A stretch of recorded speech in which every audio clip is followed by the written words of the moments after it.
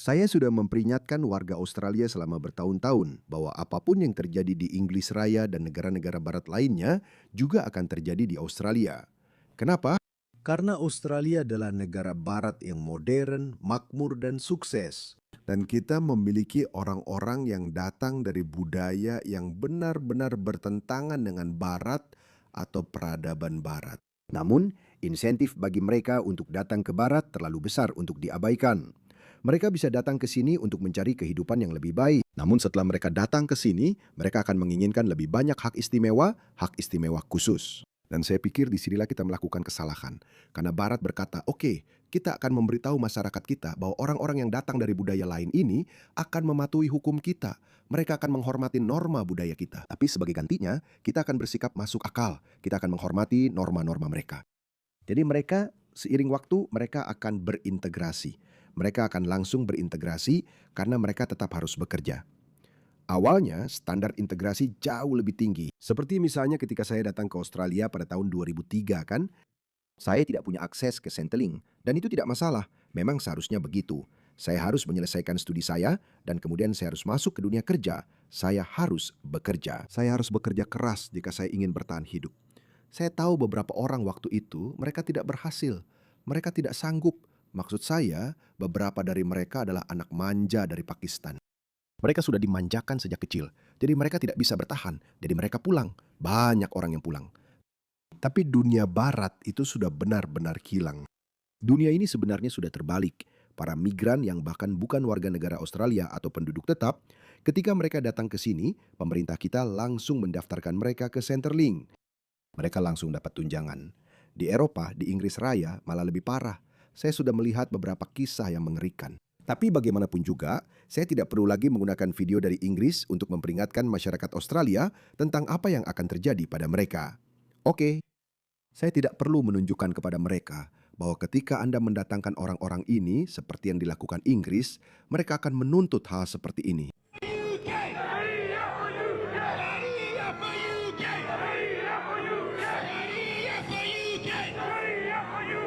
Jadi ini adalah, saya rasa video ini sudah berumur sekitar 20 tahun dan masalahnya belum juga hilang.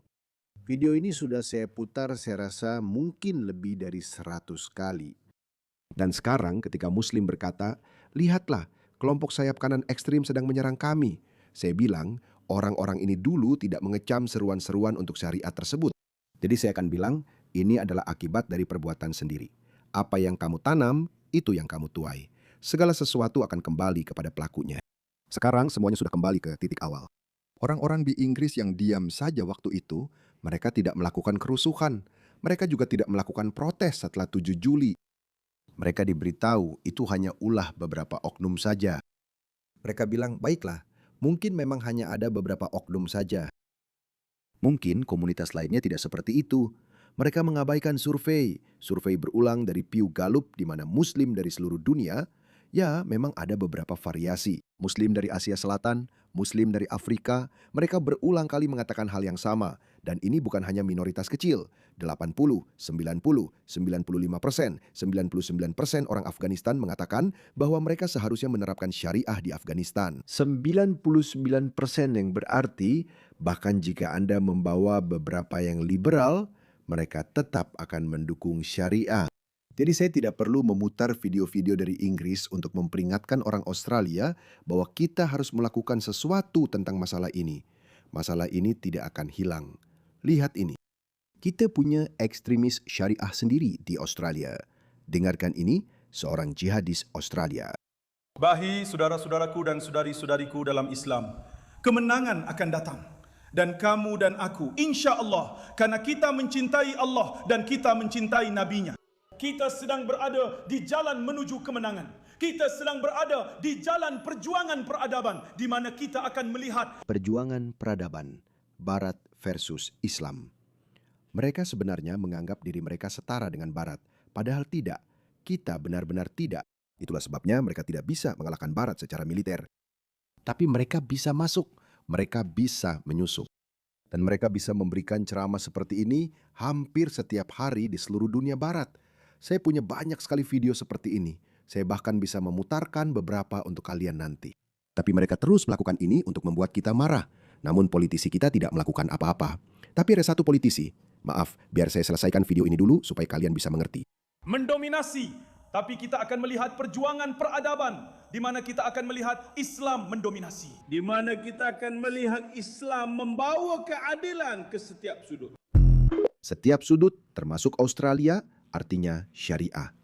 Jadi saya tidak perlu memperingatkan sesama warga Australia tentang malapetaka yang akan datang ini. Kita punya orang Australia kita sendiri, maaf, Islamis Australia, yang bisa kita pelajari.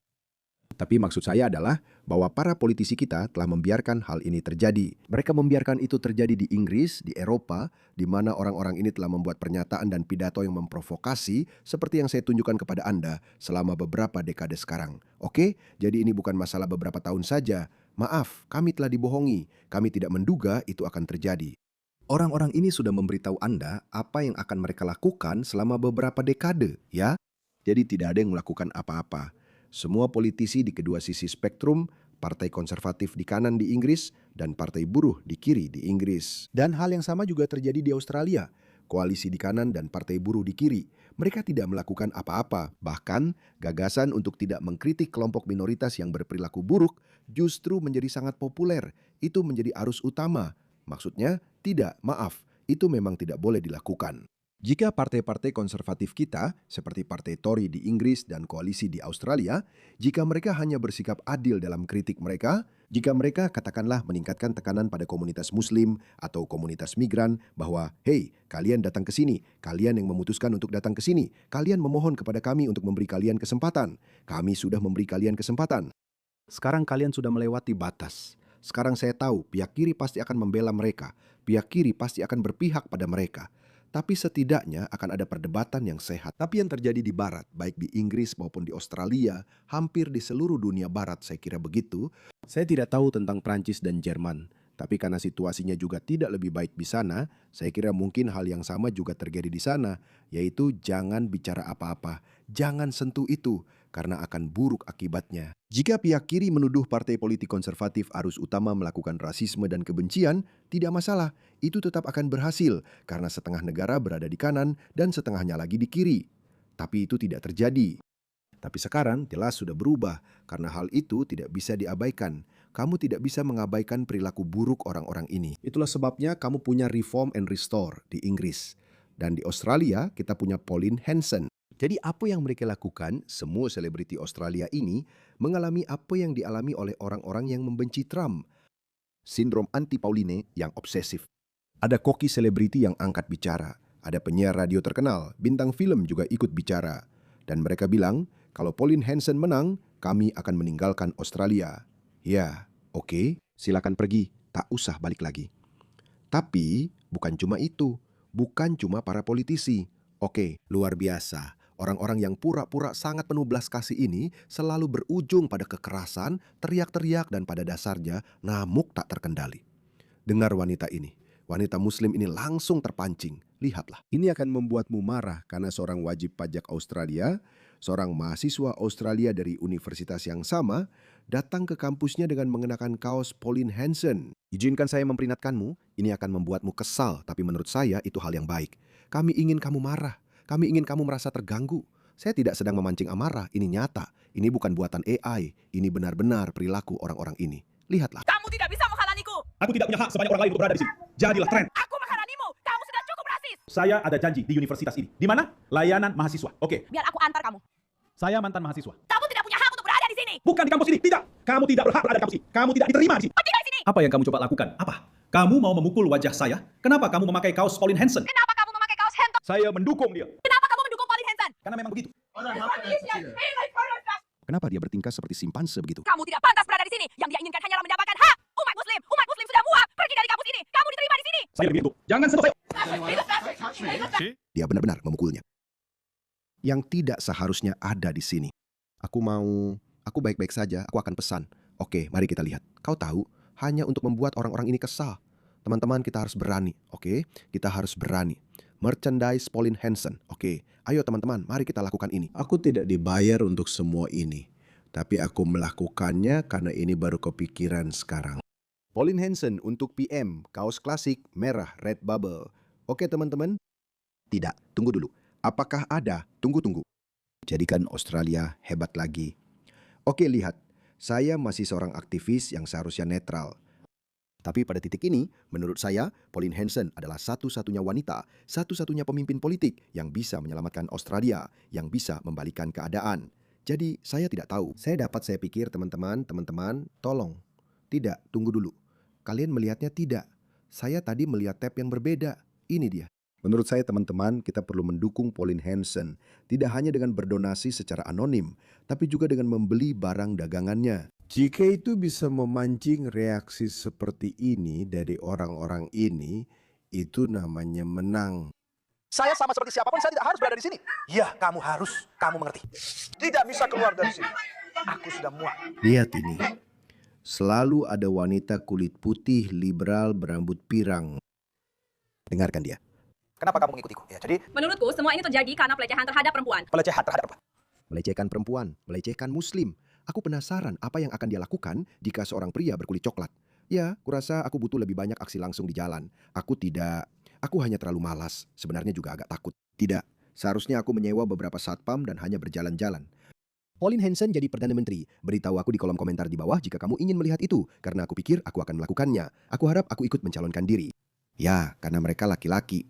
Oke, orang-orang di luar Australia, mereka benar-benar kehilangan akal karena kesuksesan terbaru Pauline Hanson. Kemarin, sebuah survei baru keluar, dan sekarang dia menjadi Perdana Menteri pilihan. Dia menang. Dia berada di angka 33%. Sementara Anthony Albanese, Perdana Menteri terburuk dalam sejarah Australia, saya tidak tahu kenapa dia masih mendapatkan angka survei seperti ini. Lihat ini. Saya tidak percaya ini. Teman-teman, saya tidak percaya ini. Lihat ini. Saya ingin tahu siapa orang-orang ini. 29% dari orang-orang ini. Siapa mereka? Jadi Pauline Hanson dan Angus Taylor. Angus Taylor adalah pemimpin koalisi Partai Konservatif arus utama tradisional kita. Jadi anggap saja dia sebagai pemimpin Partai Tory. Dia baru saja mengumumkan bahwa kita bisa melakukan kesepakatan transfer preferensi suara yang sangat penting di Australia dalam konteks Australia.